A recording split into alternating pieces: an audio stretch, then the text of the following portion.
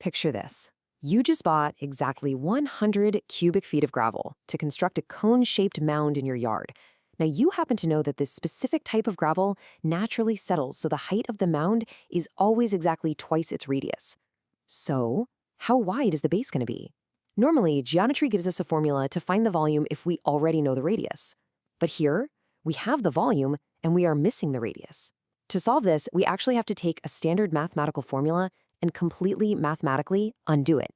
And that process of undoing is exactly what we're tackling today. We're looking at inverses and radical functions. Let's dive in. By the end of this session, you're going to fully understand the core concept of undoing a function, the step-by-step inverse formula, and most importantly, exactly how to apply these rules to real-world math problems, just like that gravel cone we started with. All right, Section 1, the power of undoing. Think about taking off a shoe. You don't pull the laces tighter, right? You reverse the steps to untie it. Mathematically, an inverse function is exactly that. Notice how simple the mechanics actually are here. In our forward process, our original function, let's call it f, takes an input a and maps it to an output b. We write that as the coordinate pair a comma b. Well, the backward process, the inverse function, simply takes that output b and maps it right back to a. So the coordinate pairs of an inverse function have their inputs and outputs perfectly interchanged. It's literally a mathematical U-turn where the domain and range completely swap places. Now, before we go any further, let's address a super common point of confusion. You might look at the notation for an inverse and ask yourself, wait a second, isn't f to the -1 power just a fraction? Okay, pause right here because this is really important. That -1, sure, it looks exactly like an exponent, but in this specific context, it's absolutely not. F (-1 of x) is the strict official notation reserved solely to denote an inverse function. It does not mean the reciprocal, like 1 divided by f of x. That is a massive trap and so many people fall for it, so make sure you lock that rule in your memory right now. Inverse, not a fraction. Awesome. Now that we've got the basic idea and the notation down, let's look at Section 2, finding basic inverses algebraically. If you want to untie a mathematical knot, this is your ultimate 3-step playbook. Step 1, take your function and replace the f of x notation with a simple y. Step 2, the magic swap. Literally interchange every single x with a y and every y with an x. This physically mirrors how our domains and ranges swap. And step 3, solve this brand new equation for y. Once you get y all by itself, just rename it to f inverse of x. Let's make this concrete with an example. Say our original function is f of x equals 5x cubed plus 1. By applying our 3 steps, swapping x and y and using some basic algebra to untangle things, our standard cubic function perfectly unwinds into a radical function. So we end up with f inverse of x equals the cube root of x minus 1, all divided by 5. Pretty neat, right? But, math always has a few speed bumps. That brings us to Section 3, the domain restriction rule. So what happens if we try to reverse a function where 2 completely different inputs give you the exact same output? Think of a parabola like y equals x squared. If I tell you the output is 4, well, did you input a +2 or a -2? You can't know for sure. And an inverse function can't just give you 2 different answers. So here's the absolute rule. A function must pass the horizontal line test to have an inverse. In other words, it must be 1 to 1. Every single output must come from exactly one unique input. Quadratics, by nature, completely fail this test.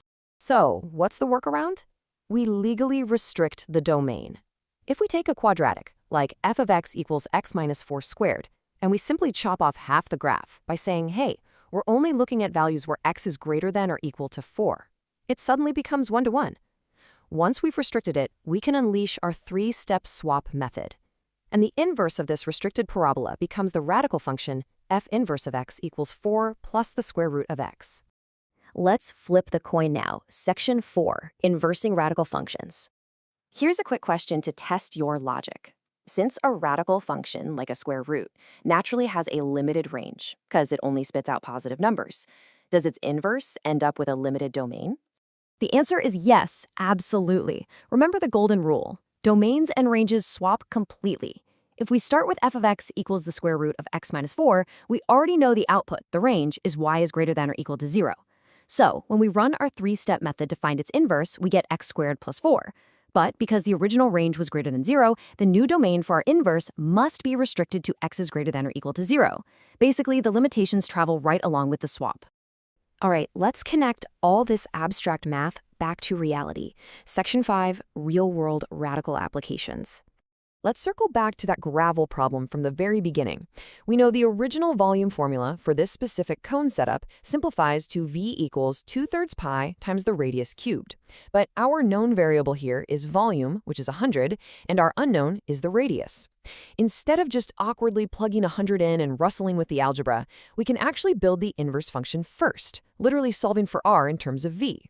By isolating r, we build this brilliant little inverse machine. R equals the cube root of 3v over 2 pi.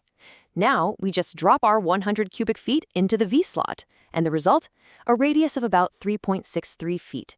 This totally proves the utility of inverses. They let us reshape physical models so they instantly hand us the exact answers we're actually looking for. Let's do one more rapid-fire real-world example. In chemistry, calculating concentrations usually relies on rational functions, equations with fractions. Let's say we want to know exactly how much 40% acid solution we need to add to 100 milliliters of base of 20% solution to hit exactly a 35% concentration. That is a really clunky algebraic hurdle to jump.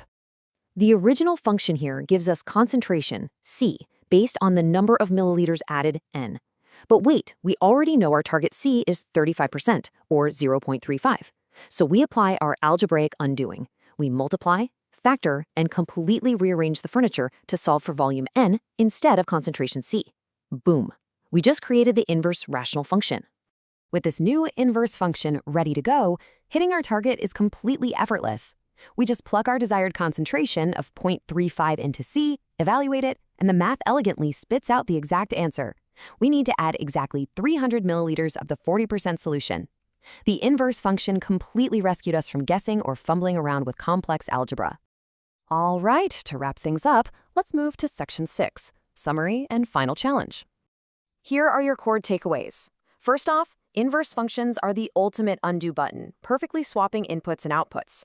Second, finding them is just a simple 3-step algorithm. Replace with y, swap your x and y, and solve for y. Third, if a function isn't one-to-one, like a quadratic, you've got to restrict its domain first to legally invert it. And finally, always remember that f to the -1 denotes an inverse, never ever a fraction or reciprocal. So, you are now officially equipped to untie practically any algebraic knot you come across. But I want to leave you with a final challenge. Let's say dropping an object from 200 meters gives us a standard radical function modeling its height over time. How would you use an inverse function to calculate the exact millisecond it hits the ground? Think about how you'd set up that swap, and we'll dive into physics modeling in our next session. Keep practicing your